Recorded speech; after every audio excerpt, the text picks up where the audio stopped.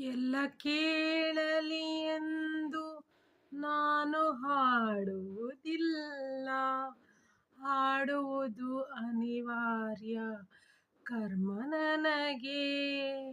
ಎಲ್ಲ ಕೇಳಲಿ ಎಂದು ನಾನು ಹಾಡುವುದಿಲ್ಲ. ಹಾಡುವುದು ಅನಿವಾರ್ಯ ಕರ್ಮ ನನಗೆ.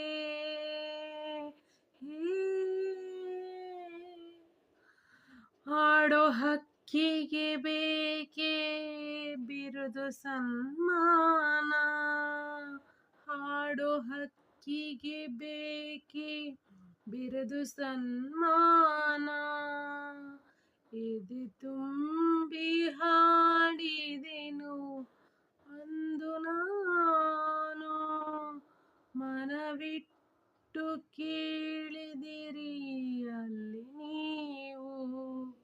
ಎದೆ ತುಂಬಿ ಹಾಡಿದೆನು ಅಂದು ನಾನು. ಹಾಡುವುದು ಅನಿವಾರ್ಯ ಕರ್ಮ ನನಗೆ. ಎದೆ ತುಂಬಿ ಹೃದಯ ತುಂಬಿ ಮನ ತುಂಬಿ ಹಾಡಿದೆನು ಅಂದು ನಾನು.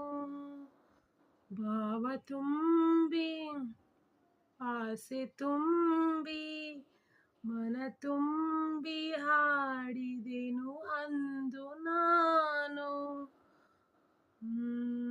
ನಮಸ್ಕಾರ. Thank you. Hello friends. ಬದುಕಿನ ಸನ್ನಿವೇಶಗಳಿಗೆ ಹೇಗೆ ಉತ್ತರ ಕೊಡಬೇಕು ಅನ್ನೋದು ನಮ್ಮ ಕೈಲೇ ಇದೆ. ಏನಂತೀರಾ?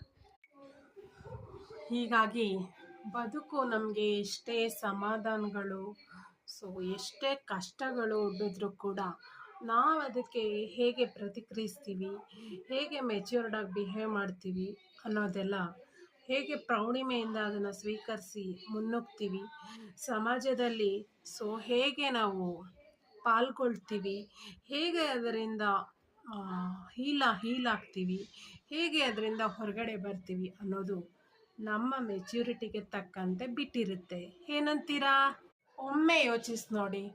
ಆ ರಸ್ತೆಯಲ್ಲಿ ನಾವು ಪಾದಚಾರಿ ಅಂದರೆ ಫುಟ್ಪಾತ್ ಕಡೆ ಹೋಗ್ಬೇಕಾದ್ರೆ ಹೋಗ್ತಾ ಇರೋರು ಸೈಡಿಗೆ ಬರ್ತೀರಾ, ಮಧ್ಯಕ್ಕೆ ಬರ್ತೀರಾ ಅಂತ ನಮ್ಮ ಮೇಲೆ ಕೂಗಾಡ್ತಾರೆ, ಕಿರ್ಚಾಡ್ತಾರೆ, ನಮ್ಮ ಮೇಲೆ ರೇಗ್ತಾರೆ. ಅದಕ್ಕೆ ನಾವು ಸ್ಪಂದಿಸೋದು ಬೇಕಾ?